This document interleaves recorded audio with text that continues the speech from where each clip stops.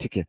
अब आप लोग ये बताओ, अगर कोई आपसे बोले कि ओवरलैपिंग करा रहे हो, ठीक है, सिंपल सा हम लोग जस्ट रिवाइज करेंगे, रिवीजन की तरह हम लोग देखेंगे इसको, है ना। अगर आप ओवरलैपिंग का देखोगे, ठीक है, अगर आप ओवरलैपिंग से जो क्वेश्चन पूछे जाते हैं, आपसे ये पूछा जाएगा ना कि मान लो जैसे ऑर्डर ऑफ स्ट्रेंथ से क्वेश्चन पूछा जाता है ना। अगर आप ओवरलैपिंग में क्वेश्चन देखोगे तो ऑर्डर ऑफ स्ट्रेंथ पूछा जाता है, कौन सा स्ट्रेंथ ज्यादा है कौन सा कम है ना।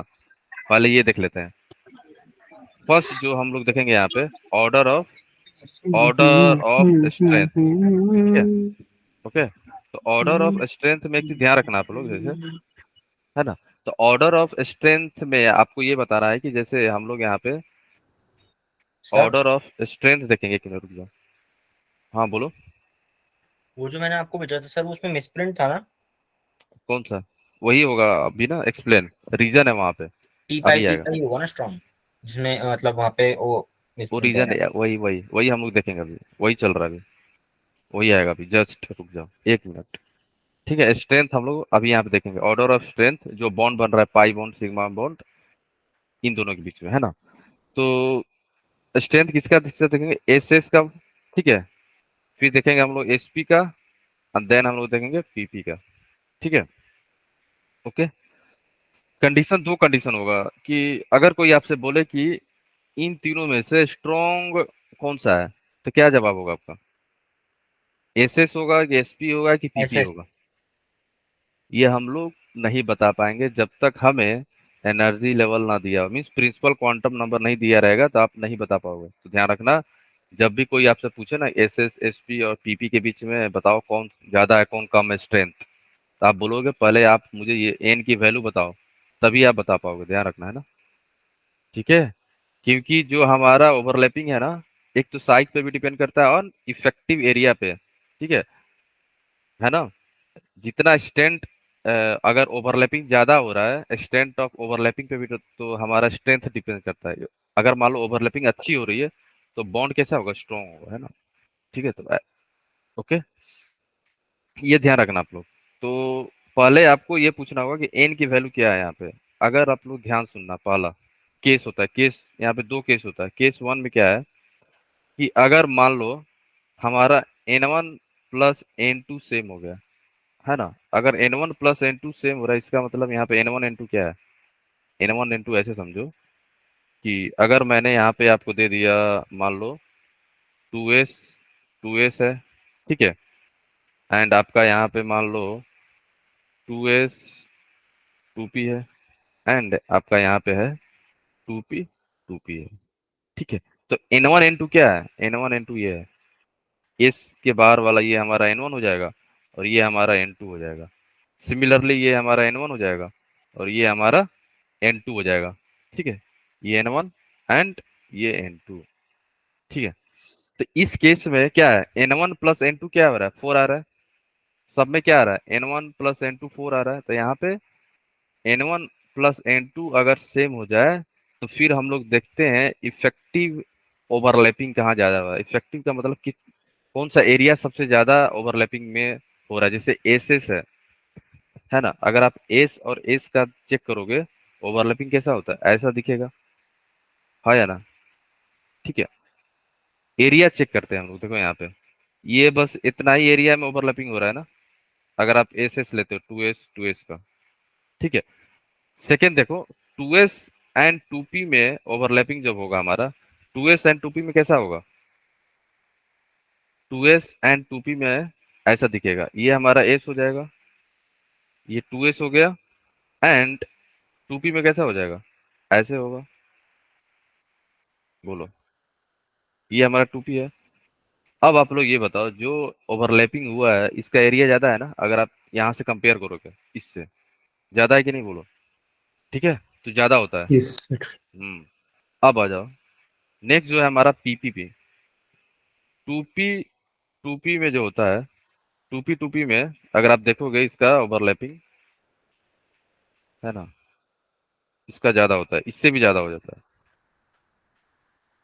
है ना। आपको डायग्राम ऐसे बनाना है कि इसका भी एरिया जो होता है ओवरलैपिंग, इफेक्टिव ओवरलैपिंग ज्यादा हो जाता है, एरिया ज्यादा होता है इसका, ठीक है ना। ठीक है, तो यहाँ पे क्या है, टू पी है, तो ये एरिया ज्यादा हो जाता है टू पी का। ये कब चेक करेंगे, जब हमारा N1 प्लस N2 सेम हो जाए।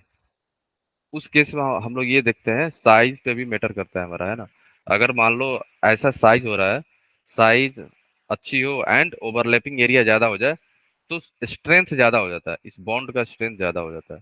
ठीक है, ये कब होगा, जब N1 प्लस N2 आपका बराबर हो रहा है, ये ध्यान रखना, तब हम लोग ये कॉन्सेप्ट लगाएंगे। ठीक है, तो यहाँ पे क्या हो रहा है, N1 प्लस N2 बराबर होगा, इसलिए हमारा स्ट्रेंथ कैसा हो जाएगी, ये ऑर्डर।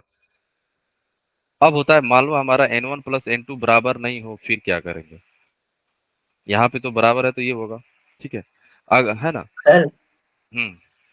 सर इसमें बोलो। तो आपने N1 N2 दोनों को टू रखा है सभी हम्म। केसेस में। अब डिफरेंट होगा। और अगर आपने कहा कि N1 प्लस N2 बराबर हो जाए, यानी कि अगर हम SS में टू टू रख लें और हम्म। SP में 1 3, अब वही तो आएगा केस। तो नहीं सेम नहीं केस। नहीं नहीं, अब अलग हो जाएगा। नहीं, यहाँ पे N1 प्लस N2 की वैल्यू चेक करना है हमें। N1 प्लस N2 की वैल्यू क्या हो जाएगा, N1 हमारा 2 है और N2 हमारा 2 है, 2 + 2 4, सब में 4 आएगा ना वैल्यू। Yes sir. ये सर केस क्या और है, सेम हो गया।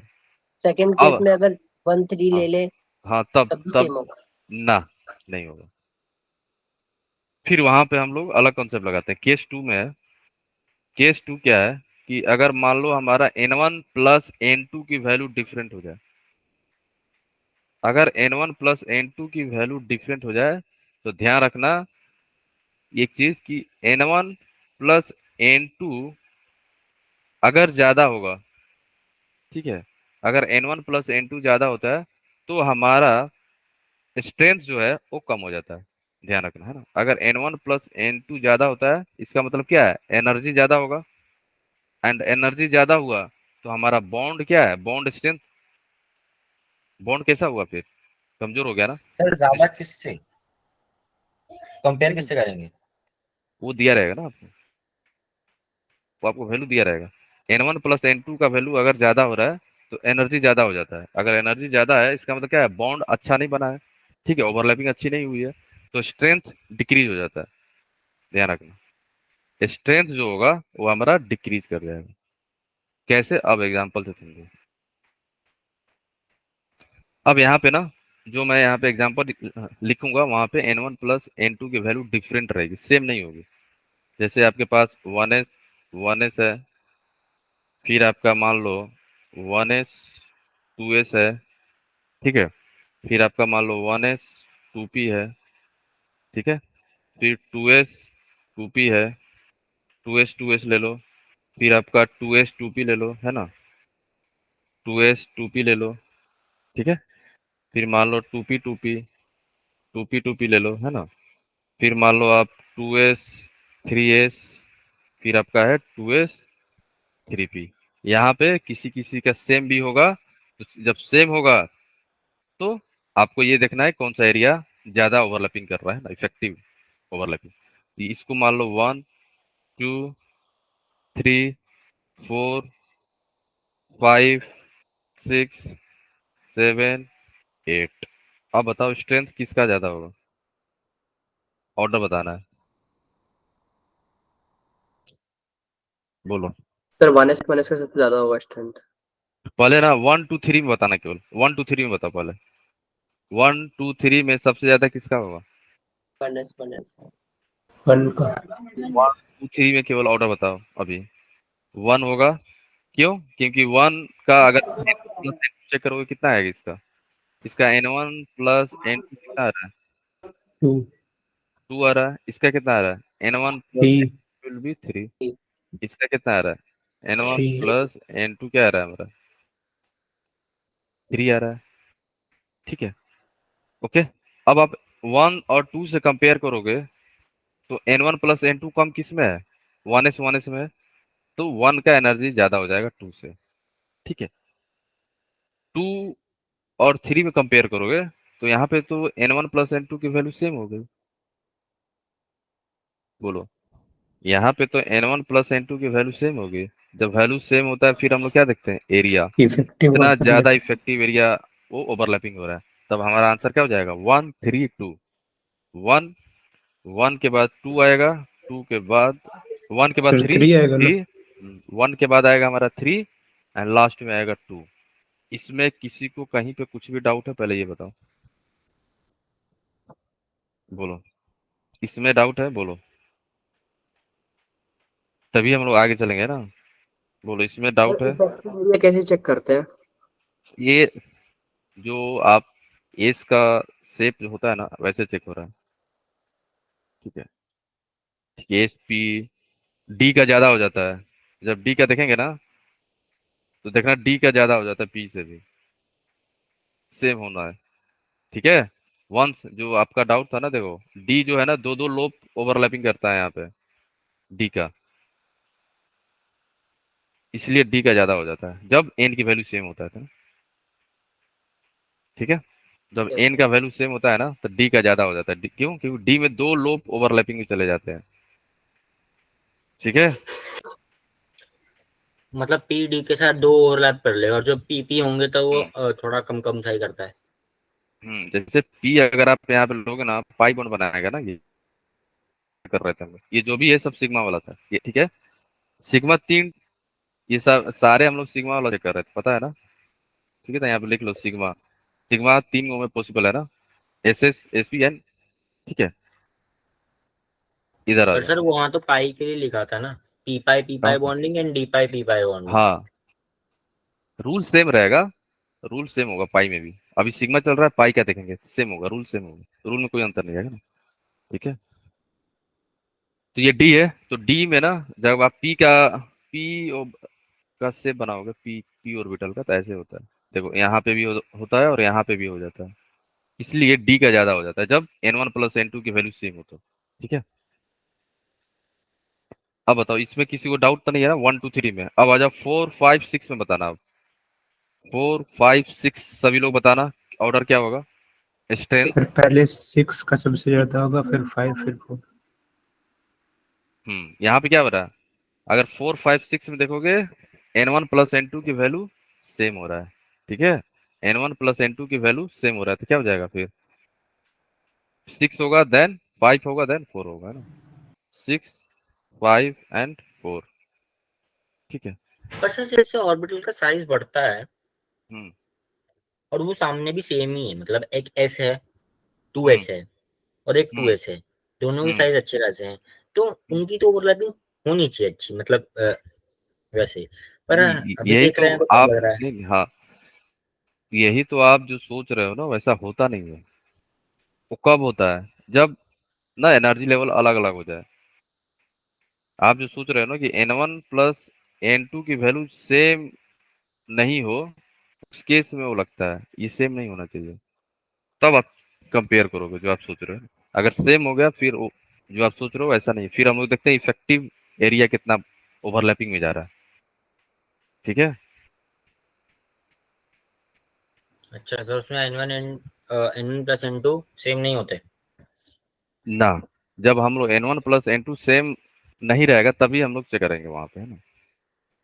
सिंपल, जिसका एनर्जी कम होगा, जिस देखो ये ओवरलैपिंग क्यों हो रहा है, बॉन्ड क्यों बना रहा है, आपको समझ रहा है बॉन्ड क्यों बनता है, एनर्जी कम करने के लिए, है ना, सिस्टम स्टेबल एनर्जी होना कम चाह रहा है, करने के लिए सर। ठीक है ठीक है। जो भी बॉन्डिंग हो रहा है ना एस एस पी पी, है ना, ये सारा क्यों हो रहा है, एनर्जी कम करने के, एनर्जी बढ़ाने के लिए नहीं होता ये सारा, है ना, एनर्जी कम करना है तभी तो बॉन्ड बनता है ना। तो एनर्जी कम होना चाहिए, अगर यहाँ पे n1 प्लस n2 की वैल्यू ज्यादा हो गई इसका मतलब क्या है, जो बॉन्ड बना है वीक है ना, फिर वो जल्दी ब्रेक हो जाएगा, ठीक है, समझ गए ना। ओके, अब आ जाओ 7 एंड 8 में, ये तो सेम है तो फिर वही हो जाएगा, 8 हो जाएगा देन 7, ठीक है। अब आ जाओ, ये सारा हम लोग सिग्मा वाला देख लिए, अब थोड़ा पाई का आ जाते हैं ना। ये पाई में पाई पता है ना साइड वाइज से होता है ना, तो पाई के हम लोग देख लेते हैं जैसे। सर। हाँ बोलो। सर अगर सबसे ज्यादा पूछ ले ऊपर वाले में स्ट्रेंथ किसकी होगी तो फिर वो 1 वाले की होगी। सबसे ज्यादा हाँ फिर 1 वाले की हो जाएगी, क्योंकि यहाँ पे भी एनर्जी लेवल कितना आ रहा है, सब में 4 आ रहा है ना, एक मिनट चेक करने दो। यहाँ पे भी 4 आ रहा है, यहाँ पे 5 आ रहा है और यहाँ पे 5 आ रहा है, यस, सबसे ज्यादा ये हो जाएगा फिर, सबसे ज्यादा हो जाएगा। ठीक है। यस सर, मतलब इसी सीरीज में चलेंगे ना जैसे आपने नीचे लिखवाया अभी। हाँ, लेकिन आपको ना या तो ये सेम करेंगे या तो डिफरेंट करेंगे। ऐसा नहीं करेंगे दो का सेम हो रहा है, दो का डिफरेंट हो रहा है, फिर दोनों को कंबाइन हो रहा है, ऐसा नहीं पूछेंगे ना। या तो पूरा सीरीज में सेम रखेंगे या तो पूरा सीरीज में डिफरेंट रखेंगे। ओके। Yes sir. अब पाई बॉन्ड देख लेते हैं। पाई बॉन्ड कैसे कैसे बनता है।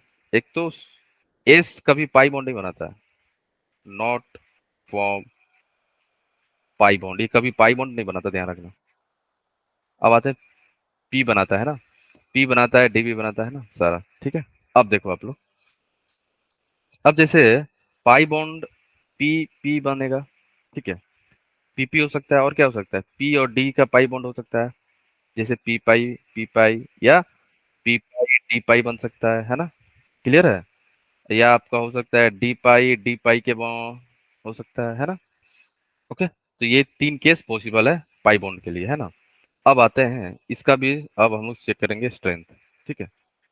जैसे सिग्मा था ना, तीन case, S S S P P P, तीन टाइप से सिग्मा बॉन्ड बन सकते हैं ऊपर, याद आया।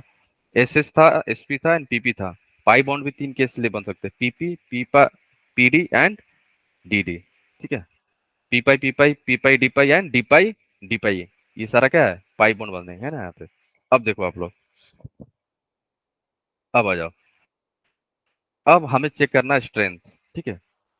तो आप लोग ये बताओ यहाँ पे कि अगर कोई आपसे बोले कि यहाँ पे भी कंडीशन सेम रहेगा, है ना हमारा, कि कंडीशन जो था हमारा फर्स्ट क्या था, जब हमारा n1 प्लस n2 क्या हो जाए, सेम। सेम, ठीक है। तो यहाँ पे क्या हो सकता है, P pi P pi P pi D pi and D pi, यही है ना, ठीक है।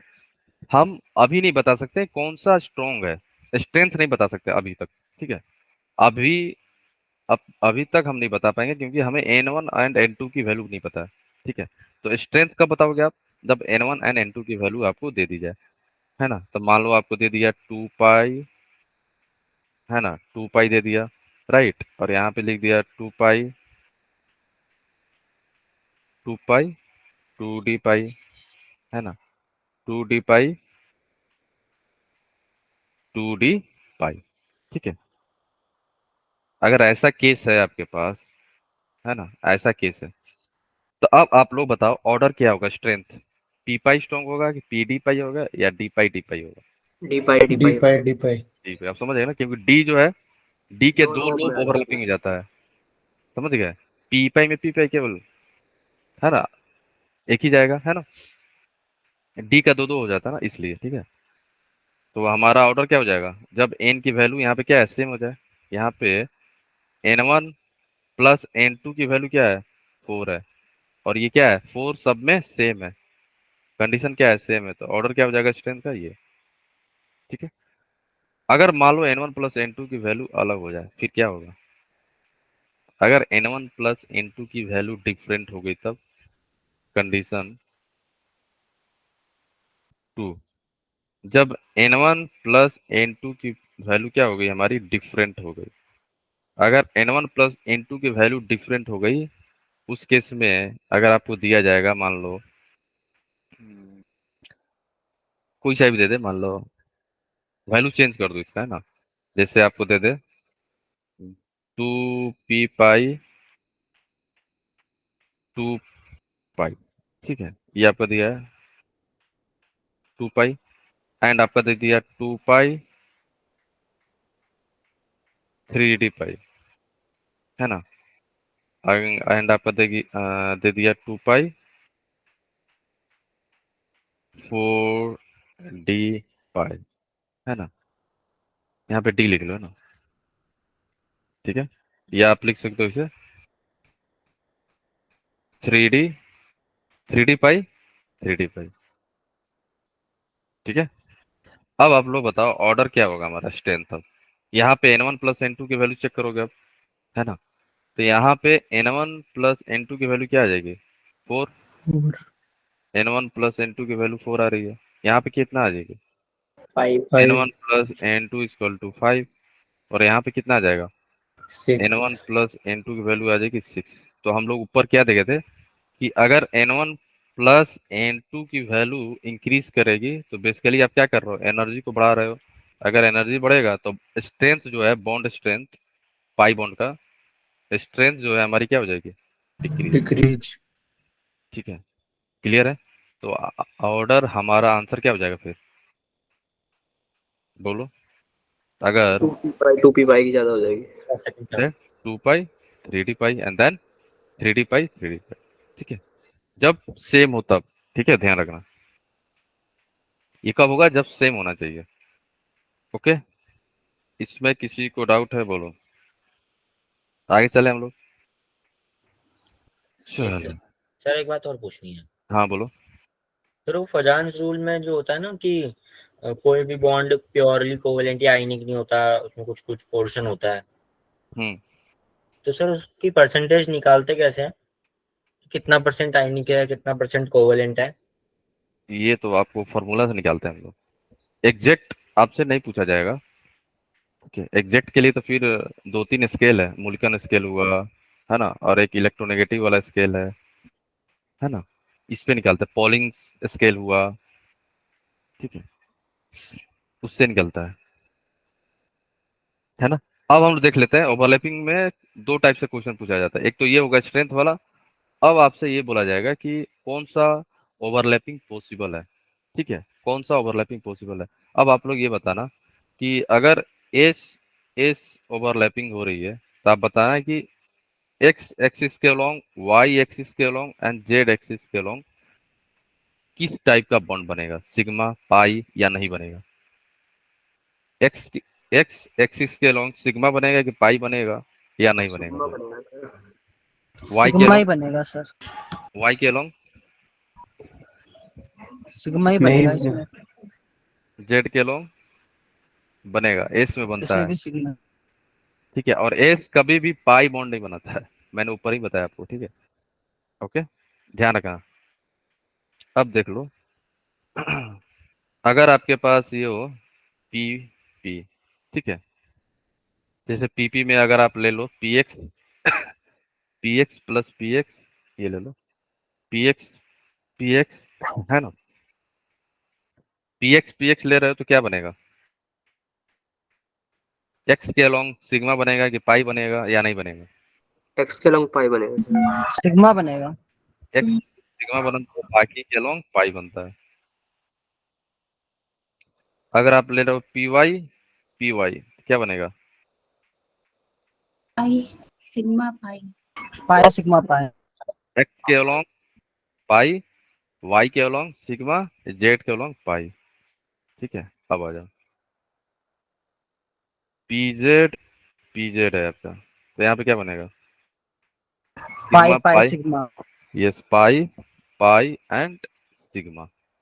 ठीक है, सिमिलरली अगर आपका यहाँ पे होता पीडी ले लो, पीडी होता तो बोलो, पीडी में केस ले सकते हो। मान लो आपने ले लिया P X plus D X Y, क्या बनेगा ये बताना, and P Y plus D X Y, and आपका है यहाँ पे P Z plus D X Y. अब आप लोग बताओ क्या बनेगा, एक्स वाई एंड जेड के लॉन्ग, एक्स के लॉन्ग क्या बनेगा, एक्स के लॉन्ग बनेगा भी कि नहीं, सोच लो। कुछ नहीं बनेगा सर।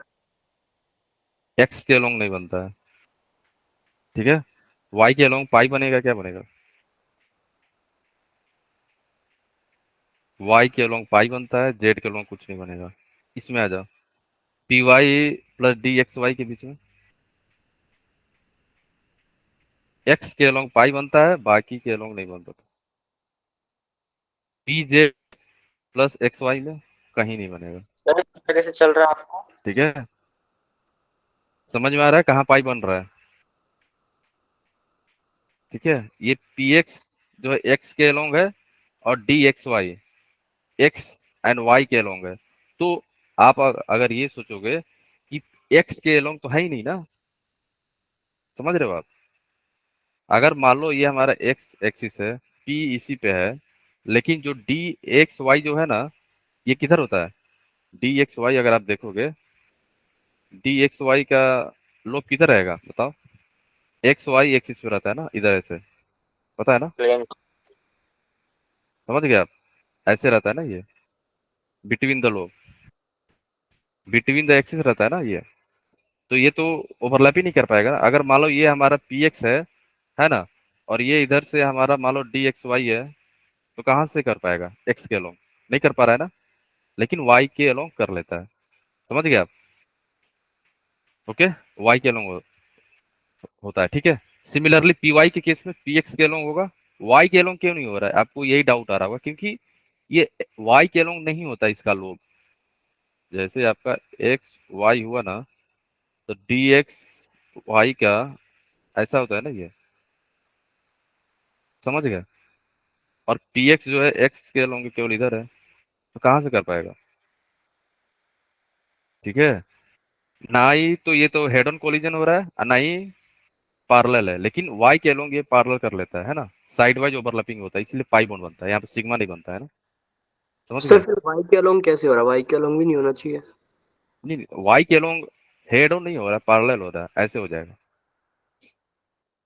ठीक है, वाई के अलोंग ना एक्स ऐसे रहेगा, वाई वाई के अलोंग करता है ये, वाई के अलोंग हो रहा है ना, ऐसे हो रहा है। समझ गए? पी है और ये हमारा जो वाई पे है, डी वाला, वो कर रहा है ओवरलैपिंग।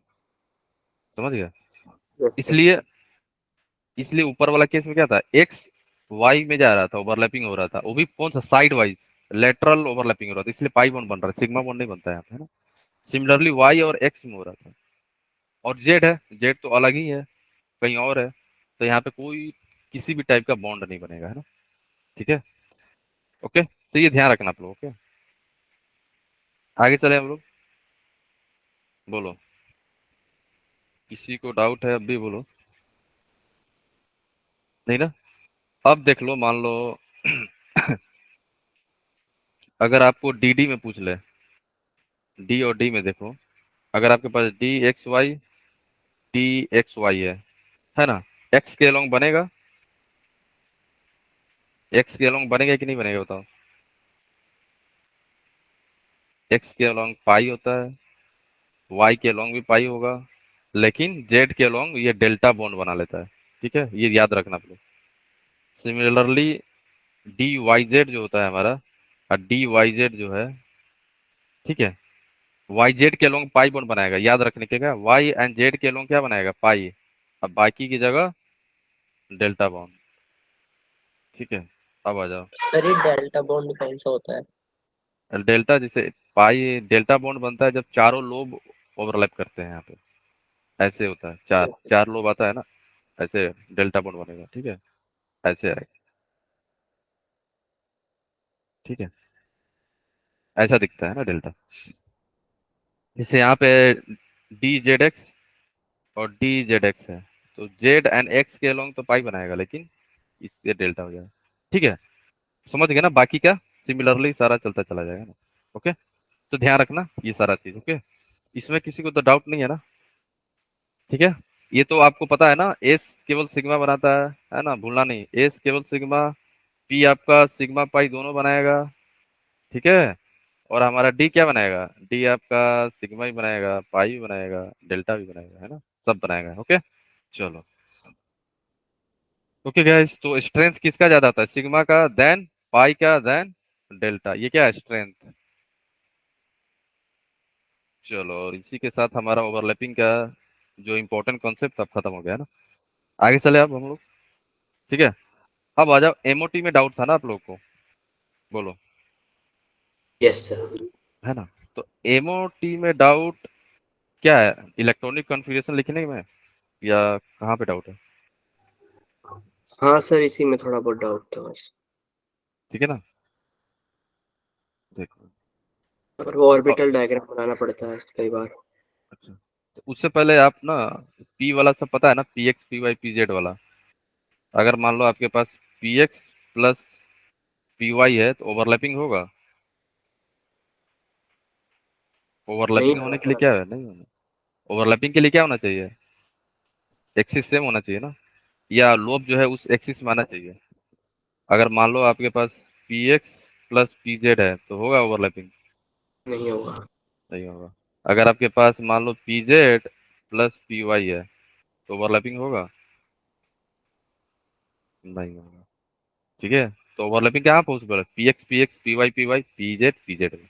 ठीक है, कहाँ पॉसिबल है? पी एक्स है, ओवरलैपिंग होगा, यस। पी वाई है, होगा, यस। पी जेड में होगा, हाँ होगा। ठीक है, तो ये ध्यान रखना। ओके, आगे चले, बोलो। क्लियर है सबको? तो ये छोटी छोटी बातें आप लोग ध्यान रखना है ना। ठीक है, डाउट तो नहीं है ना? सोच लो अभी। ओके, अब आते हैं एमओटी की तरफ। देखो एमओटी में क्वेश्चन कहाँ से पूछा जाएगा? मोस्टली बॉन्ड ऑर्डर से क्वेश्चन होता है ना। तो एमओटी में आपको कुछ चीजें लिखने आना चाहिए, जैसे इलेक्ट्रॉनिक कन्फिग्रेशन। ठीक है, तो शॉर्ट में देखते हैं, अगर मान लो नंबर ऑफ इलेक्ट्रॉन जो है हमारा, नंबर ऑफ इलेक्ट्रॉन अगर 14 से कम है, 14 इलेक्ट्रॉन है या 14 से कम है, इस केस में क्या हो जाता है ना, एसपी मिक्सिंग होती है। ये याद रखना बस। एसपी मिक्सिंग होने के चलते हमारा थोड़ा सा एनर्जी लेवल चेंज हो जाता है ना। ठीक है, तो एसपी मिक्सिंग क्यों होता है? 14 तक ही देखा जाता है। क्यों? क्योंकि ऐसा देखा गया है ना, एस और पी जो है ना, एस एंड पी ऑर्बिटल के बीच में एनर्जी लेवल कम होता है अप टू 14। ठीक है ना। लेकिन जैसे ही आपका 14 से ज्यादा होगा ना, नंबर ऑफ इलेक्ट्रॉन 14 से ज्यादा हो जाएगा, जैसे O O two and F two में एसपी मिक्सिंग नहीं होता है, नॉट पॉसिबल। एसपी मिक्सिंग नहीं हो पाती। S P mixing is nothing but a hybridization, है ना। एसपी मिक्सिंग क्या है हमारा? हाइब्रिडाइजेशन ही होता है ना। ठीक है, सिंपल वर्ड में। ओके, क्लियर है? अब देख लो आप लोग, अगर आपका नंबर ऑफ इलेक्ट्रॉन 14 है या 14 से कम है, ठीक है, 14 है एंड 14 से कम है, तो उस केस में क्या होगा? एसपी मिक्सिंग होगा। ठीक है, ये याद रखना है ना, क्योंकि इस पे क्वेश्चन आया हुआ है जे एडवांस में, एसपी मिक्सिंग। ठीक है, अगर 14 से कम है, अगर 14 से कम है तो आप कैसे इलेक्ट्रॉनिक कन्फिग्रेशन डायरेक्ट याद रखना, सिग्मा 1s2, यहाँ पे ना आप डायरेक्ट याद रखना, sigma 1s2, sigma star 1s2, sigma 2s2, है ना। ठीक है, sigma 2s2, sigma star 2s2, है ना। एसपी मिक्सिंग के चलते क्या हो जाता है ना, यहाँ पे सिग्मा 2pz नहीं आता है ना, याद रखना। यहाँ पे क्या आ जाता है, अगर आपका 14 से कम है तो क्या आ जाएगा? पाई टू पी। पाई 2px बराबर हो जाएगा किसके? पाई 2py, है ना। उसके बाद क्या होगा? Sigma 2pz। ठीक है, और ये नंबर ऑफ इलेक्ट्रॉन है ऊपर, है ना। अभी लिख दिया मैंने 2 2। ठीक है, फिर क्या आएगा हमारा? इसके बाद, आएगा आपका पाई स्टार 2px, फिर आएगा आपका पाई स्टार 2py, लास्ट में आएगा सिग्मा स्टार 2pz। इन सब पे क्या दो दो इलेक्ट्रॉन होगा। ठीक है, ये ऑर्डर, ये इलेक्ट्रॉनिक कन्फिग्रेशन याद रखना, सारा क्वेश्चन आपसे हो जाएगा ना। ठीक है। सर हम्म।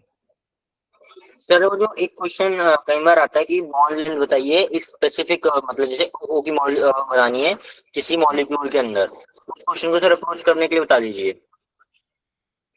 वो तो आपको चेक करना पड़ेगा उस मॉलिक्यूल के अंदर कहीं रेजोनेंस हो तो नहीं रहा है ना, पूरे वहां पे कुछ ना कुछ रेजोनेंस होगा। ठीक है, नहीं सर, अगर सिम अपने इनऑर्गेनिक में बोल रहा हूँ। हाँ, तो इनऑर्गेनिक में रेजोनेंस नहीं होता है। बॉन्ड सर ऑर्डर जो जैसे मेरा बॉन्ड, एक तो बॉन्ड लेंथ जो है आपको ये डिपेंड करेगा कि साइज जो है दोनों एटम का कैसा है। बड़ा है तो लेंथ बड़ा हो जाता है, और दोनों का साइज छोटा छोटा है, सर एटम इसमें छोटे तो छोटे हैं, बना के नहीं कार्बन देखना कार्बन है। होता सर, जैसे O2F2 का देखना मेरे को। नहीं नहीं, O2F2 का तो डायरेक्ट क्या करोगे? बॉन्ड ऑर्डर निकालोगे। Bond order is directly proportional to bond energy. Bond energy से डायरेक्टली प्रोपोर्शनल होता है, स्टेबिलिटी के डायरेक्टली प्रोपोर्शनल हो जाएगा। ठीक है, ये ध्यान रखना। और inversely proportional to bond length. तो सिंपल आपको बॉन्ड लेंथ निकालना है और आपका आंसर आ जाएगा। ठीक है, क्लियर है? सर ऊपर जो कॉन्फ़िगरेशन लिखी उसमें 20 इलेक्ट्रॉन्स आ रहे हैं। हाँ, और ये हम लोग 20 तक ही बात करेंगे, एटॉमिक नंबर 10 तक, नियोन तक बस। तो सर ऐसे चार इससे दे ऊपर रहे थे तो कंपेयर करने के लिए तो मैं चारों को बैठ के बॉन्ड ऑर्डर निकालूं ताकि इससे बॉन्ड लेंथ कंपेयर कर पाऊं। हाँ, तभी कर पाओगे ना, तभी होगा। ठीक है, उसी लिए तो ट्रिक बताया था ना मैंने, 10 10 12 32 10। ठीक है, अगर मान लो, ट्रिक बता दूंगा लास्ट में ना, अगर मान लो ये हमारा फर्स्ट केस जैसे है। ट्रिक तो पता है, लेकिन F2O2 का बॉन्ड ऑर्डर कैसे निकलेगा? O2 F2 का तो यही बॉन्ड ऑर्डर निकलेगा ना। ये बॉन्ड ऑर्डर निकालना है क्या, बॉन्ड ऑर्डर का फॉर्मूला होता है ना, हाँ सर, है ना, बॉन्डिंग नंबर ऑफ के बॉन्ड। माइनस एंटी बॉन्डिंग का बॉन्ड में 2। हाँ, हाँ, तो ये तो फॉर्मूला है, इससे निकलेगा। ठीक है?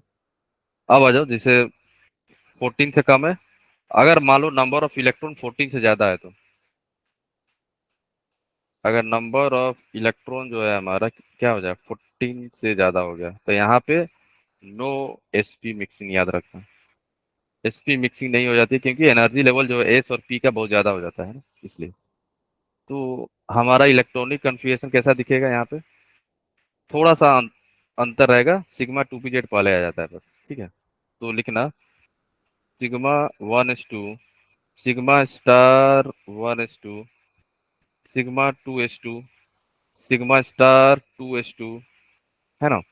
फिर आ जाएगा आपका सिग्मा 2p z आ जाता है, या इसके बाद आता है पाई 2px, पाई 2py, पाई 2py। ठीक है, फिर आ जाएगा आपका pi star 2px, pi star 2py। ठीक है, और लास्ट में आ जाएगा सिग्मा स्टार 2pz। ठीक है, तो ये कब होगा, जब नंबर ऑफ इलेक्ट्रॉन 14 से ज्यादा हो जाए, है ना। ठीक है, तो ये इलेक्ट्रॉनिक कन्फिग्रेशन याद रखना, बॉन्ड ऑर्डर निकालना, सारा क्वेश्चन हो जाएगा, है ना। बॉन्ड ऑर्डर निकालते ही सारा क्वेश्चन कर लोगे आप लोग, है ना। बॉन्ड स्ट्रेंथ निकाल लोगे, बॉन्ड एनर्जी निकालोगे, स्टेबिलिटी चेक कर लोगे, बॉन्ड लेंथ कंपेयर कर सकते हो, सारा हम लोग बॉन्ड ऑर्डर पे हम लोग निकाल सकते हैं ना।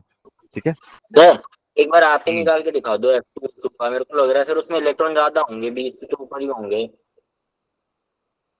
20 से ज्यादा होंगे किसमें, F2 O2 में? F2O2 O2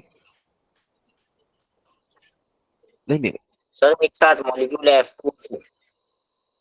नहीं नहीं, उसका अलग होगा। हम लोग केवल यहाँ पे मॉलिक्यूल दिया रहेगा Cl2 Z10 तक ही हम लोग बात करते हैं यहाँ पे। O2 F2 का अलग है, वहाँ पे अलग चीज है, वहाँ पे इलेक्ट्रॉनिक रिपल्सन भी तो होता है ना ये। ठीक है, ये भी चेक ये करते हैं जो हम सर लोग। आपने हमें वो भेज रखा है ना असाइनमेंट, उसी के अंदर था कि हाँ चार तो चीज दे रखी, जैसे वाटर दे रखा था, ऑक्साइड दे रखा था, और ये दे हम्म, रखा था, और एक O2 ही दे रखा था। हमें चारों में से बतानी थी O की बॉन्ड लेंथ सबसे ज्यादा किसकी होगी। हाँ तो वो यहाँ पे ये वाला कॉन्सेप्ट थोड़ी लगेगा, फिर सर तो वहाँ पे ना अलग कॉन्सेप्ट लगता है। ये हम लोग ये चेक करते हैं ना, बॉन्ड जो एटम का है, एटम का साइज कैसा है, बराबर है कि नहीं, अगर वहाँ पे इलेक्ट्रॉन है कि नहीं, क्योंकि रिपल्सन के चलते भी जो है बॉन्ड अच्छे से नहीं बन पाता है ना, ये भी चेक करते हैं।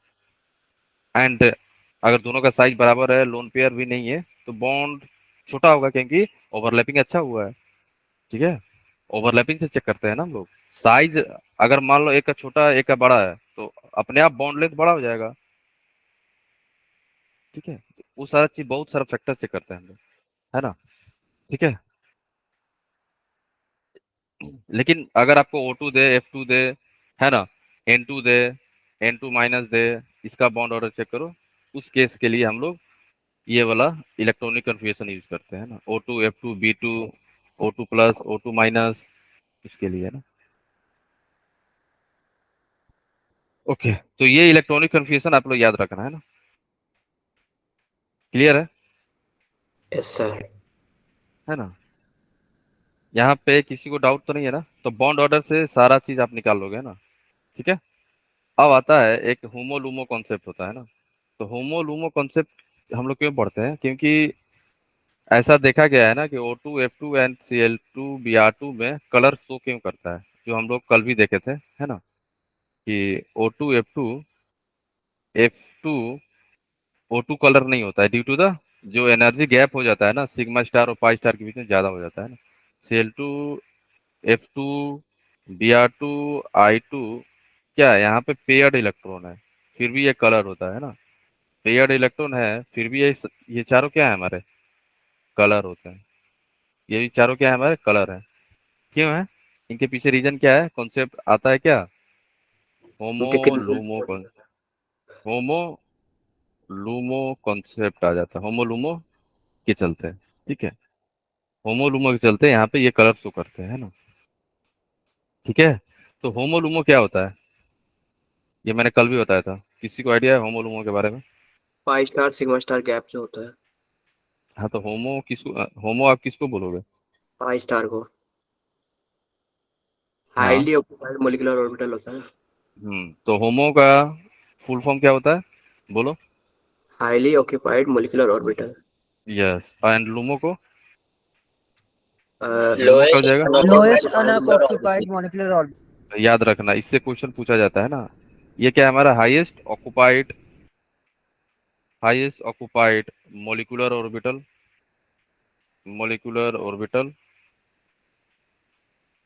एंड लूमो हो जाएगा आपका लोएस्ट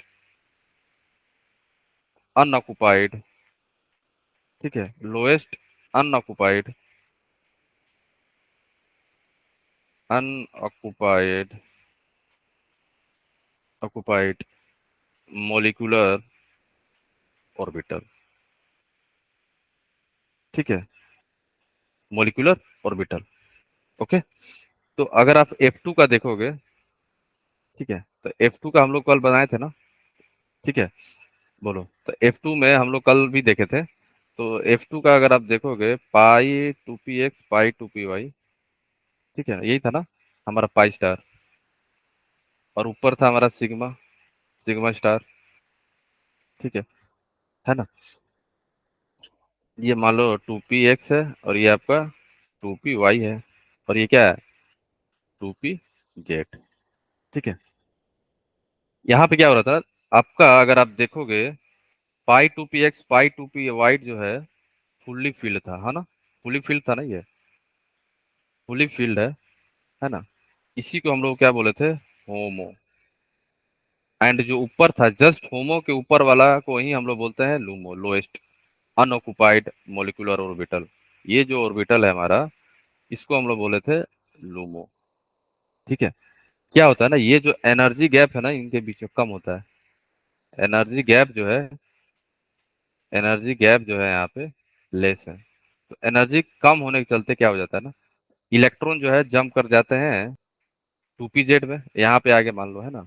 तो उसके बाद ये फिर से इलेक्ट्रॉन आ जाते हैं यहाँ पे, क्यों आते हैं, क्योंकि इलेक्ट्रॉन जो है हमेशा लोएस्ट एनर्जी लेवल में रहना चाहेगा, ठीक है। तो इलेक्ट्रॉन भले इधर उधर जा रहे हैं, लेकिन वो मोस्टली टाइम जो है ना लोएस्ट एनर्जी में ही रहना चाहता है। तो एक इलेक्ट्रॉन मान लो जंप भी कर गया 2p जेड में, तो वहां पे वो रुकेगा नहीं, फिर जल्दी से फिर वापस आ जाएगा। तो जैसे ही ये वापस आ रहा है ना, तो यहाँ से एनर्जी रिलीज होती है ना, फोटोन, ठीक है, एनर्जी यहाँ पे रिलीज होता है। तो ये एनर्जी अगर विजुअल रेंज में पाया जा रहा है, ठीक है, अगर आपका ये वेवलेंथ जो है एनर्जी जो है अगर विजुअल रीजन में आ रहा है, तो हमें कलर शो होगा, हमें क्या दिखता है, कलर, ठीक है। तो यही रीजन था कि F2 Cl2 Br2 and I2 show colour show colour due to the HOMO LUMO concept या पाई स्टार सिग्मा स्टार के चलते, ठीक है। इलेक्ट्रॉन ट्रांजिशन होता है ना पाई स्टार से सिग्मा, सिग्मा स्टार से पाई, ठीक है। क्लियर हो गया होमोलूमो में, है ना। फिर अब ये हम सिर्फ फ्लोरीन क्लोरीन ब्रोमीन में लगता है क्या होमोलूमो? और दूसरे में लगेगा, क्यों नहीं लगेगा, जैसे O2 में नहीं लगेगा। O2 में अगर आप चेक करोगे हम लोग ये क्यों पढ़ रहे हैं होमो लूमो? इसलिए पढ़ रहे हैं ना कि हमें ये एक्सप्लेन करना था कि ये कलर है कि नहीं। कलर जो अगर शो कर रहा है तो कुछ कुछ तो रीजन होगा ना। एंड होमो सब में होगा, लूमो भी सब में होगा। होमो क्या है? Simple highest occupied molecular orbital है ना। तो आपको ये चेक करना है कि लास्ट जो है कौन सा ऑर्बिटल है जहाँ पे ऑक्युपाइड है, लास्ट वाला ऑर्बिटल। लास्ट ऑर्बिटल जहाँ पे इलेक्ट्रॉन है उसी को हम लोग बोलते हैं होमो, और उसके जस्ट बाद वाले को बोलते हैं लूमो। बस ये ध्यान। सर जैसे एटॉमिक नंबर 20 की अगर हम बात करें तो उसमें 20 के 20 इलेक्ट्रॉन आ गए, मतलब हाँ हमारी इलेक्ट्रॉनिक कॉन्फ़िगरेशन पूरी कंप्लीट होगी, तो उसमें लूमो हाँ, कौन सा लेंगे हम?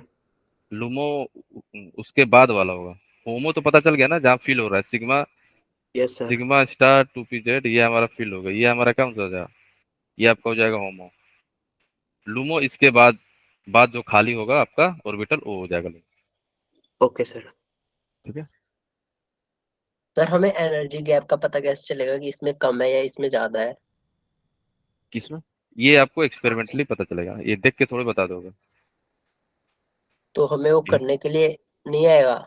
अगर मान लो आ भी गया ना तो वो लोग वेवलेंथ देंगे, फिर ये फॉर्मूला लगा देना, delta E equal to A C upon lambda, वहाँ पे वेवलेंथ दे देंगे, कुछ तो देंगे, या तो फ्रीक्वेंसी दे देंगे, delta E equal to H, ठीक है, कुछ तो देंगे। ठीक है, ओके। चलो अब हम लोग क्वेश्चन करें। अब हो गया ना यहाँ तक? क्लियर हो गया? HOMO LUMO, electronic configuration, bond order, bond length, ये सारा इंपॉर्टेंट कॉन्सेप्ट, इससे क्वेश्चन आपको सर एक दिखेगा। स्ट्रक्चर बनाने वाला आपने और कहा था। स्ट्रक्चर वाला, देखो स्ट्रक्चर वाला जो है ना उसमें टाइम चला जाएगा, अगर आप, फिर डिस्कशन नहीं हो पाएगा क्वेश्चन का। तो क्वेश्चन आप लोग क्या होमवर्क में लोगे फिर?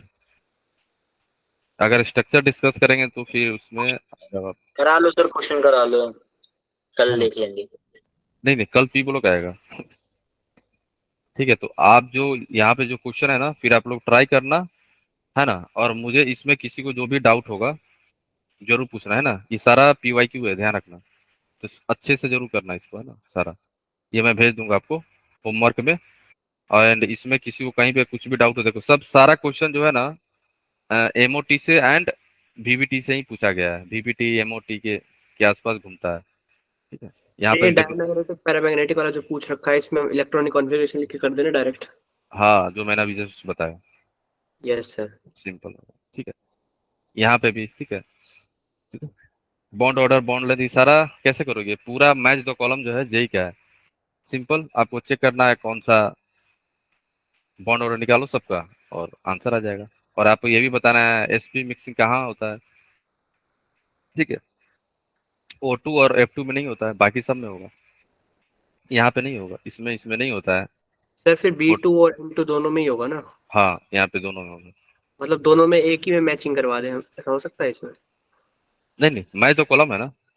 तो आपको ये चेक करना है कि B2 पैरामैग्नेटिक है कि नहीं है, तो P, नहीं तो फिर ये चेक करना होगा। ठीक है, ये चेक करोगे, फिर बॉन्ड ऑर्डर चेक करोगे, मिक्सिंग चेक करोगे, तो सारा चेक करके मार्क करना रहता है ना, मैच द कॉलम है ना ये। सर इसमें मैच द, ऑप्शंस भी आते हैं ना? हाँ, वहाँ पे ऑप्शन दिया रहेगा PQRST, ए दे देगा, और फिर रहेगा PQRST, तो आपको मार्क करना होगा, P भी है, Q भी है, ये सारा ऐसे। ठीक। ठीक है, तो ये क्वेश्चन आप लोग होमवर्क में जरूर ट्राई करना, और इसे जिसको डाउट हो जरूर मुझे पूछना जरूर, है ना? ठीक है, चलो तो स्ट्रक्चर देख लेते हैं हम लोग, है ना?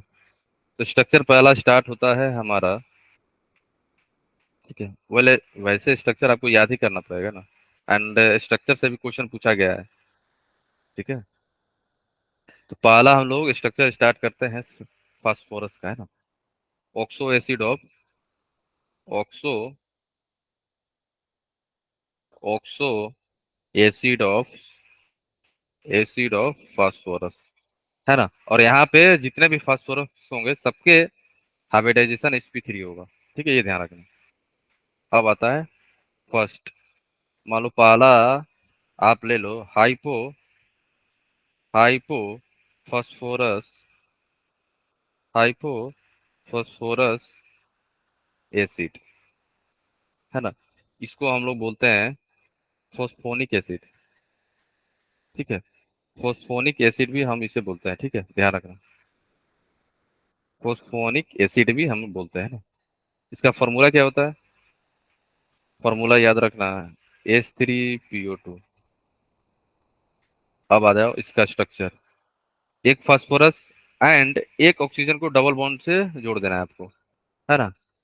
बाकी बचा एक, तो एक को H दे दो ऑक्सीजन के साथ, और बाकी कितने बच गया hydrogen, H and H।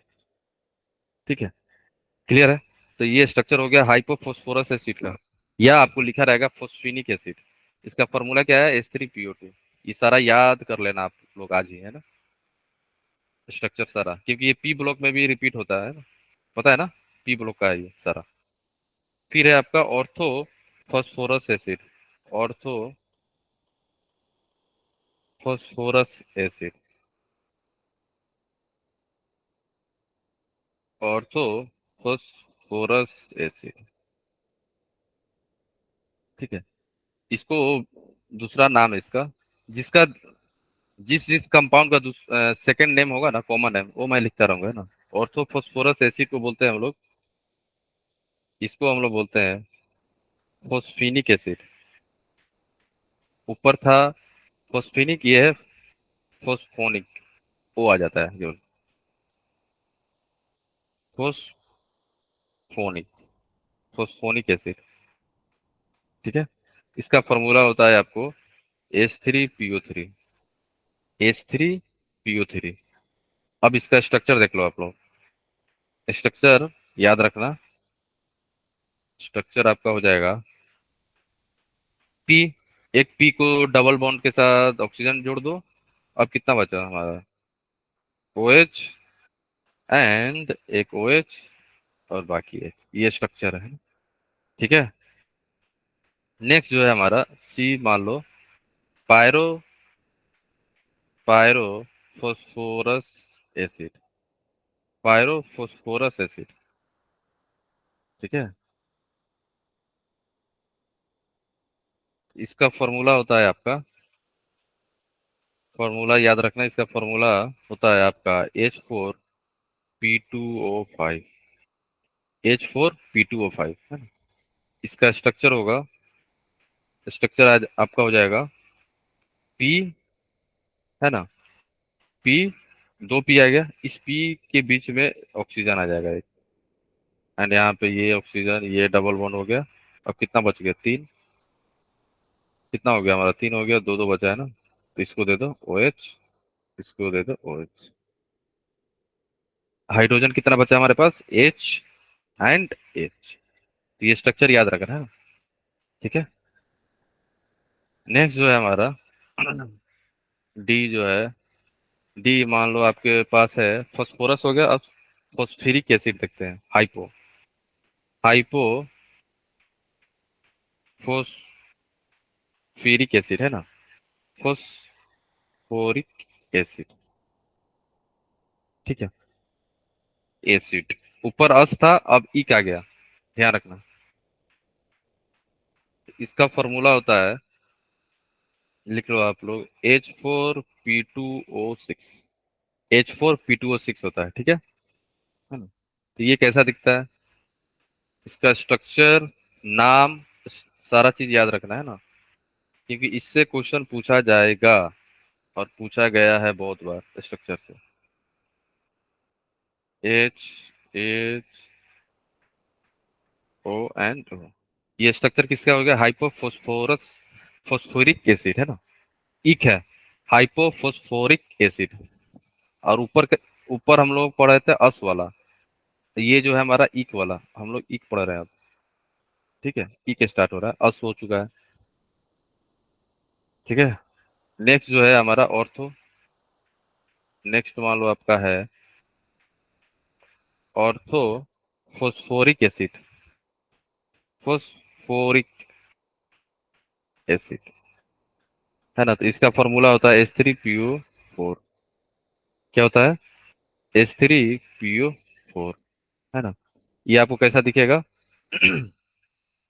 POH, एक तो ऑक्सीजन के साथ डबल बॉन्ड बना लो आप, एंड आपका हो जाएगा OH एंड OH।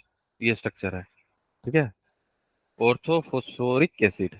नेक्स्ट जो है आपका पायरोफोस्फेरिक एसिड क्या हो जाएगा आपका? पायरोफोस्फोरिक एसिड। इसका फॉर्मूला कैसा होता है, कैसा दिखता है ना?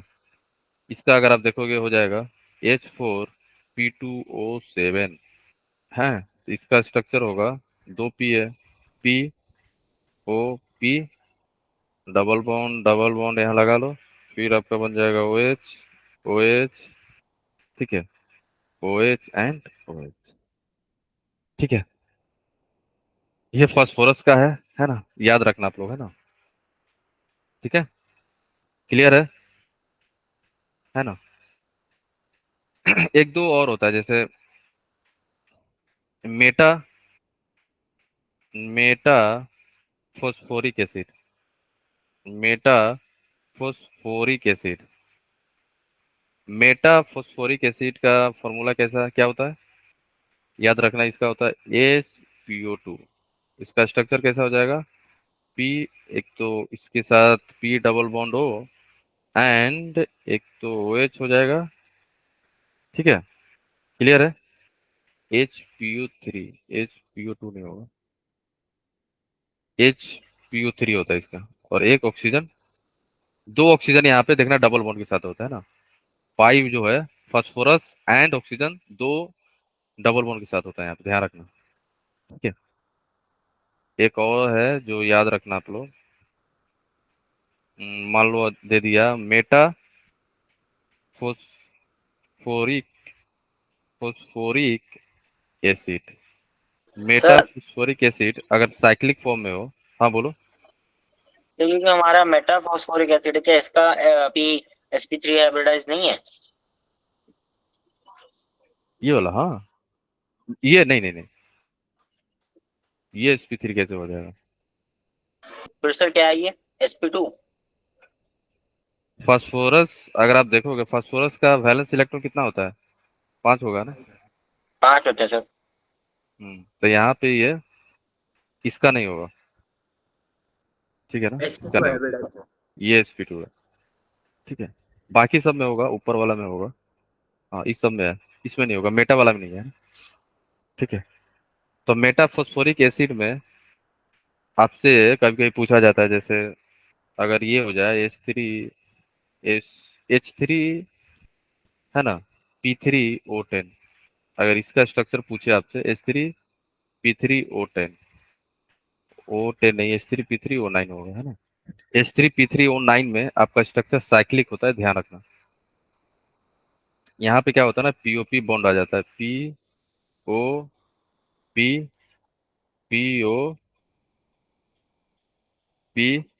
और फिर इसके बीच में आ जाएगा एक O, ठीक है। इसके बाद क्या हो जाएगा, कितना ऑक्सीजन है हमारा, 3 है ना, 3 हो गया, 6 बचा है, 6 बचा है, तो इन सबको दे दो एक एक, ये ले लो, ये हो गया, और इस, ठीक है। कितना हो जाएगा हमारा, कितना हुआ, 6 हो गया यार, 6 ऑक्सीजन हो गया ना, अभी और बचा है ना, तो इसको आप दे दो OH, OH लगा दो, OH, OH एंड OH। तो ये स्ट्रक्चर याद रखना है ना, ठीक है।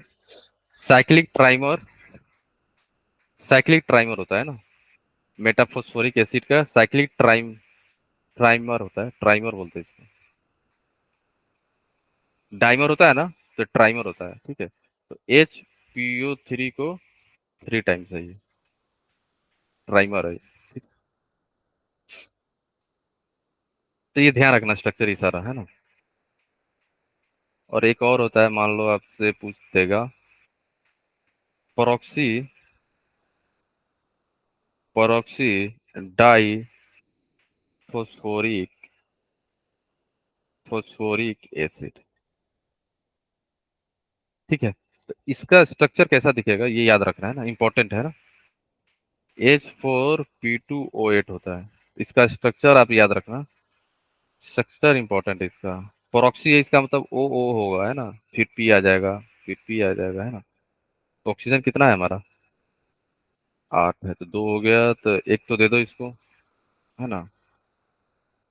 और बच गया हाइड्रोजन, कितना बचा है हमारे पास, 4, ठीक है, तो ऑक्सीजन भी 4 ही होगा, है ना। H एंड H हो गया ना। तो ये ध्यान रखना, प्रॉक्सी क्यों बोल रहे हैं, तो जो ये बॉन्ड है ना, वो इसी को हम लोग बोलते हैं प्रॉक्सी। ठीक है, क्लियर है। वो बॉन्ड जहाँ दिखे ना, उसी को हम लोग बोलते हैं प्रॉक्सी बॉन्ड। ओके, क्लियर है सबको, फाइन। अब चलो आगे, है ना।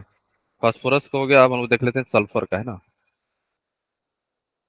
सल्फर का देख लो, ठीक है, ऑक्सी एसिड ऑफ सल्फर।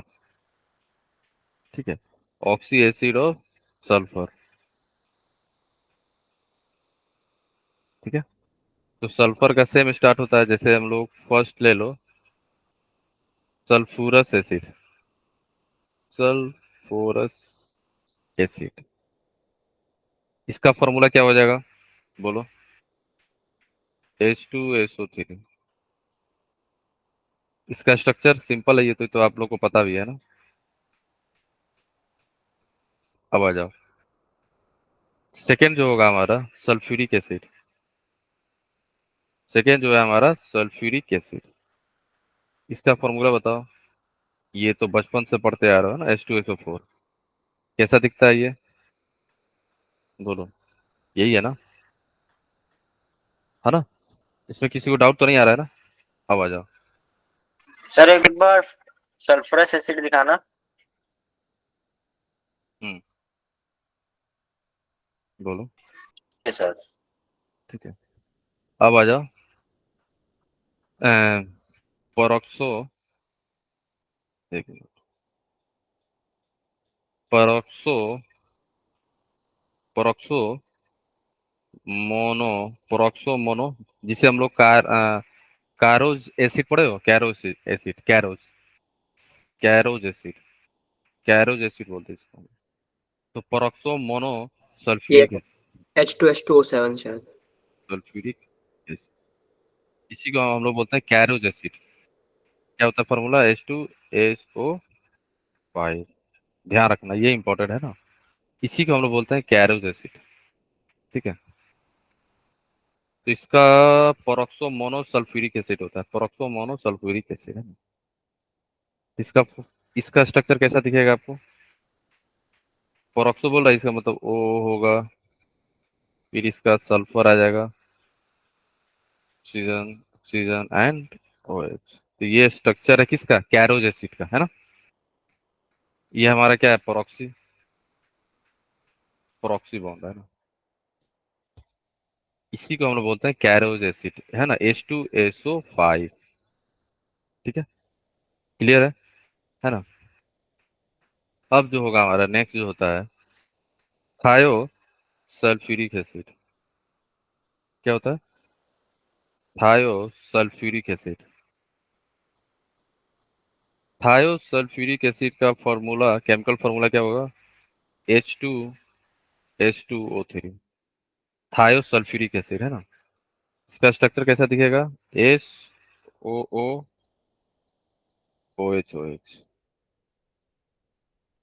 ठीक है, क्लियर है। एक मिनट, एक मिनट, एक मिनट, ये ध्यान रखना, थायो सल्फ्यूरिक एसिड में एस डबल बॉन्ड होता है यहाँ पे।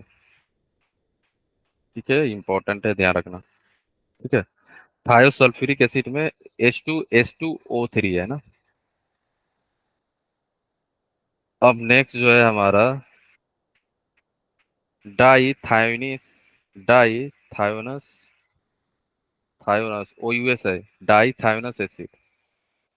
ठीक है, इसका फॉर्मूला हो जाएगा आपका H2H2O4।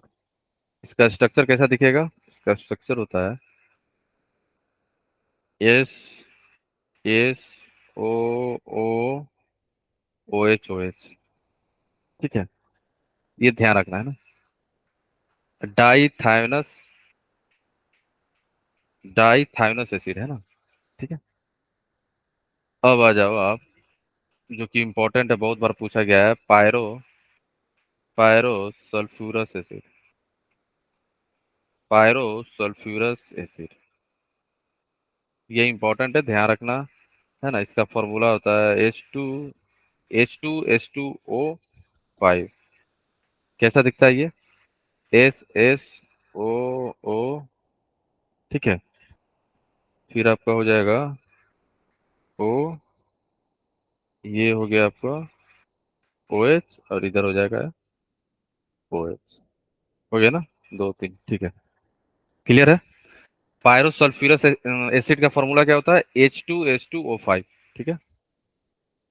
फाइन, क्लियर है सबको? चलो अब सर ये एक सल्फर 4 बॉन्ड ही बनाएगा बस, या ने तो 6 बनाए हैं। कौन सल्फर बोल रहे हो? एक सल्फर क्या बोल रहे हो? इन्होंने 6 बनाए हैं, इसने 4 ही बनाए। अच्छा, यहाँ पे लोन पे रहो, ठीक है। ओके, क्लियर है? डाइथायोनस हो गया, अब डाइथायोनिक देख लो।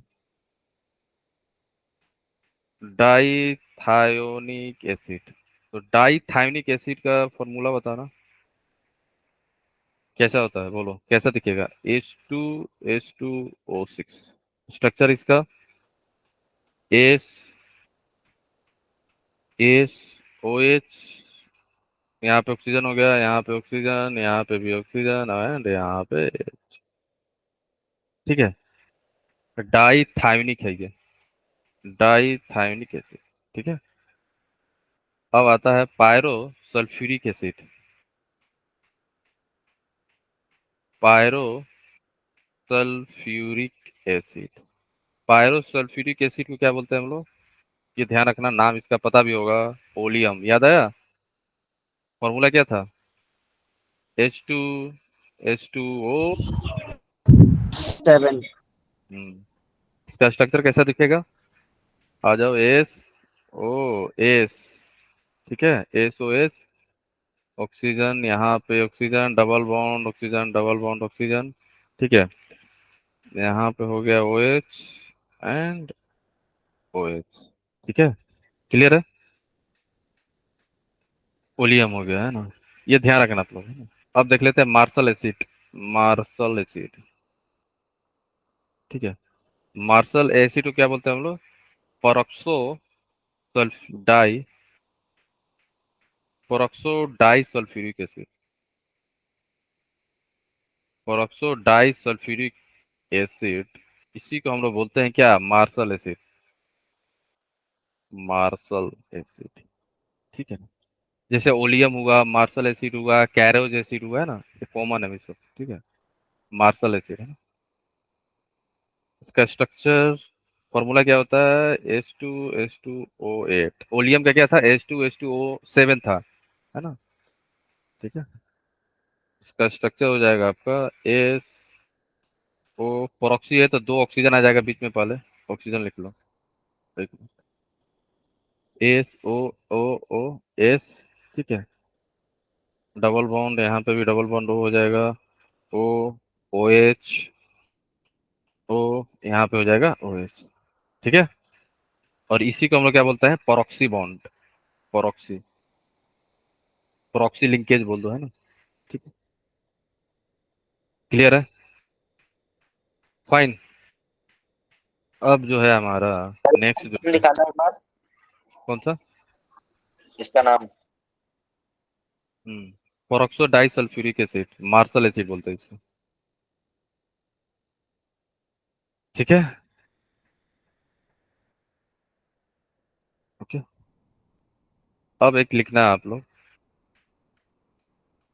Tetra thionic acid, tetra thionic acid, ठीक है। इसका फॉर्मूला होता है H2S4O6। कैसा होता है ये आप याद रखना। S S S S O, oxygen, sulphur double bond हो गया, then OH, OH, oxygen and oxygen, याद रखना इसको, है ना। SS बॉन्ड आ जाता है इसमें, किसमें? टेट्रा थायोनिक एसिड में, है ना, ठीक है। थायोनिक सीरीज भी होता है, ठीक है। तो tetra thionic acid. Thionic series ऐसे लिख सकते हो, कॉमन फॉर्मूला होता है थायोनिक सीरीज का।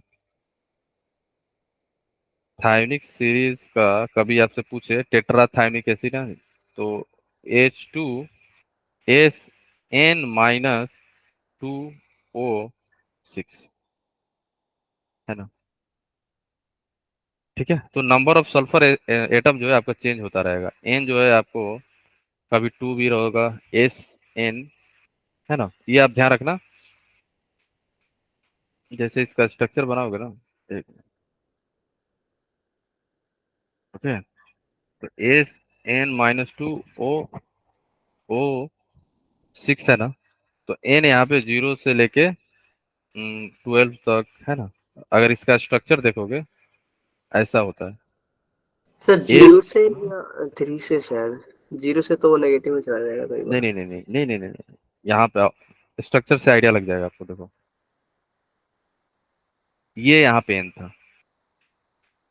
समझ गए आप, क्योंकि सल्फर 2 ज्यादा था ना। ये तो फॉर्मूला था ना उसका, स्ट्रक्चर में ऐसे दिखेगा ये। अब समझ गए। Yes sir. ठीक है, क्योंकि 2 एक्स्ट्रा है ना हमारा, ये एन की वैल्यू है। ठीक है सर।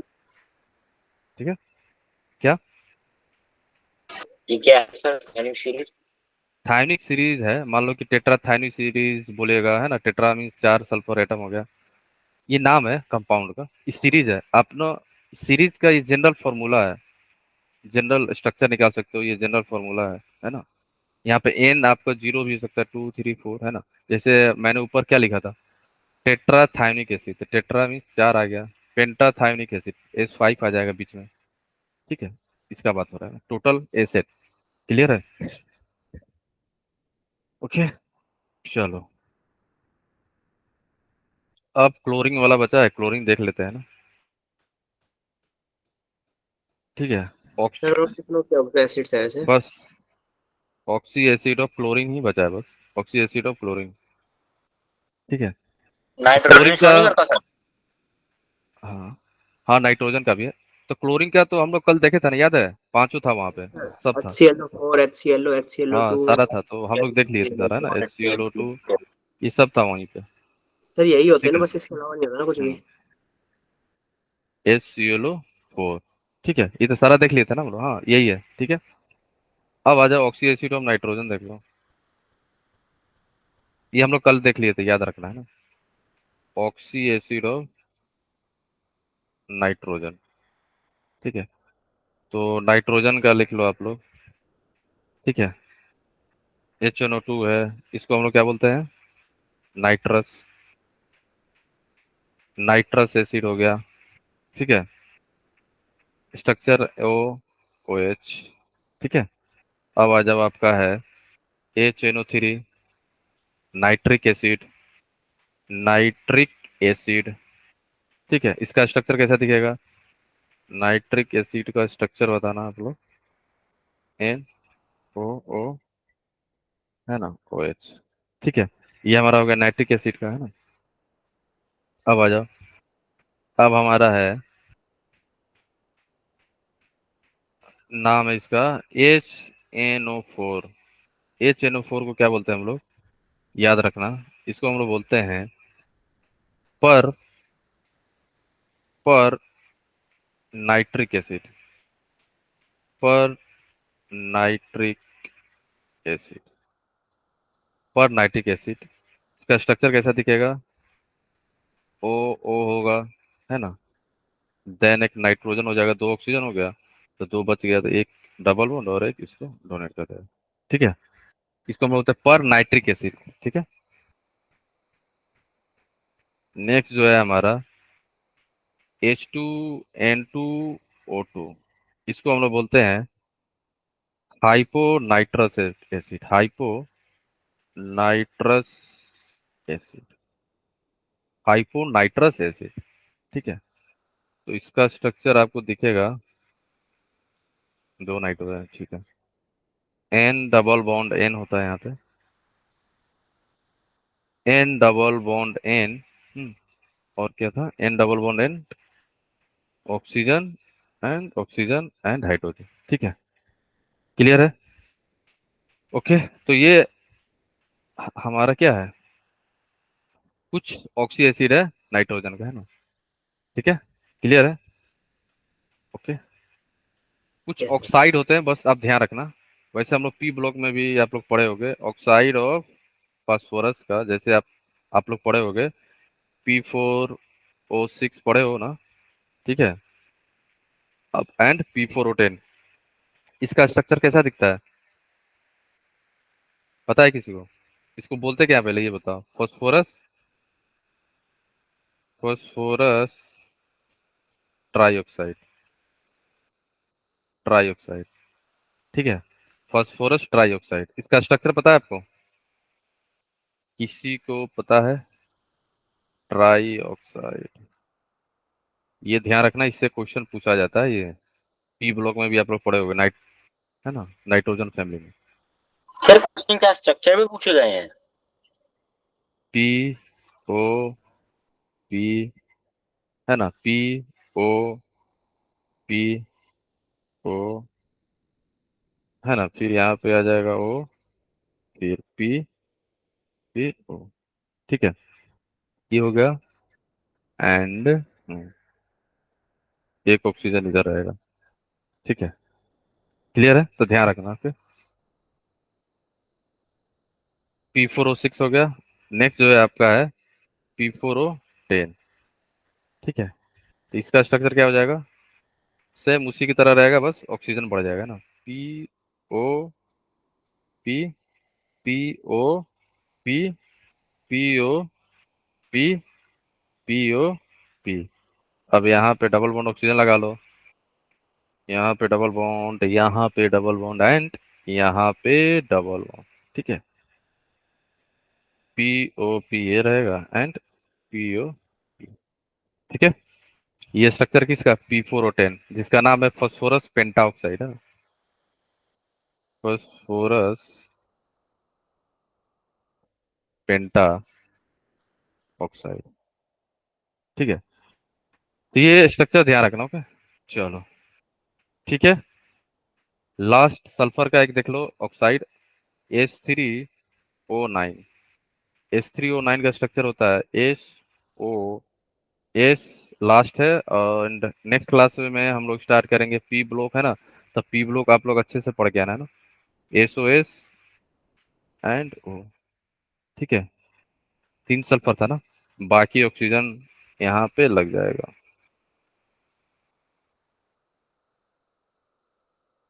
ठीक है, H3O8। ठीक है, ओके, ध्यान रखना, है ना, H3O9। चलो ठीक है, फिर से नाम तो क्या होता क्या है? सर इसका? टाइमेरिक ट्राइमर फॉर्म होता है। ठीक है, साइक्लिक ट्राइमेरिक फॉर्म होता है ये। एसओ सर थ्री नाम का नाम। SO3 का ट्राइमर है ये। ठीक है, तो एक चीज ध्यान रखना, जैसे पी ब्लॉक स्टार्ट होगा ना आप लोग का, तो आप लोग अच्छे से कुछ चीजें, जैसे मान लो पी ब्लॉक देख लेना एक बार, है ना, क्योंकि वहां पे हम लोग क्वेश्चन के थ्रू चलेंगे, है ना। क्लियर है, ठीक है ना, ठीक है ना। ये ट्राइमर होता है सल्फर ट्राइऑक्साइड का, सल्फर ट्राइऑक्साइड का ट्राइमर है ये। ओके, क्लियर है ना सब कुछ, चलो ठीक है। तो नेक्स्ट क्लास में हम लोग रिवाइज करेंगे P block, and P block आप लोग सभी लोग पढ़ के जरूर आना, है ना। ठीक है गाइस, तो मिलते हैं नेक्स्ट सेशन में, तब तक के लिए okay, bye bye, take care, and आप लोग अच्छे से जरूर पढ़ना, है ना, एंड रिवाइज जरूर करना आप लोग, है ना। और ये स्ट्रक्चर जरूर याद रखना, क्योंकि इससे अगर आप कंपेयर करोगे ना, अगर आप देखोगे प्रीवियस ईयर में क्वेश्चन बहुत सारा पूछा गया स्ट्रक्चर बेस। N2O, जैसे यहाँ पे देखो, ये देखो N3 - N2O NO2O3, सारा स्ट्रक्चर है ना, इधर देख लो, ये बॉन्ड बॉन्ड ऑर्डर पे पूछा गया था। ठीक है, और ये देखो स्ट्रक्चर आ गया ना। ठीक है, इसीलिए structure is sir very very important. ठीक है, सारा सर हम स्ट्रक्चर बॉन्ड आपको। और ठीक है, सर हम बॉन्ड ऑर्डर से डायमैग्नेटिक या पैरामैग्नेटिक बता सकते हैं? जनरली बता देते हैं ना, लेकिन आप लोग चेक कर लेना, क्योंकि वहां पे फिर गलती कर जाओगे ना। ओके ठीक सर। है, ऐसा बोला जाता है कि फ्रैक्शन जो होता है वो पैरामैग्नेटिक होता है ना, फ्रैक्शन वाला, लेकिन फिर भी उस पर ज्यादा ट्रस्ट मत करो, कभी कभी क्या होता है काम नहीं करेगा ना, लेकिन मोस्टली आप बता सकते हो है ना कि बॉन्ड ऑर्डर आपका हाफ आ गया, फ्रैक्शन में आता है तो ऐसा बोला जाता है, क्या होता है वो पैरामैग्नेटिक होता है। ठीक है, चलो यस सर। ठीक है। ठीक है गाइस, तो मिलते हैं नेक्स्ट सेशन में, तब तक के लिए okay bye bye take care है ना। Thank you sir.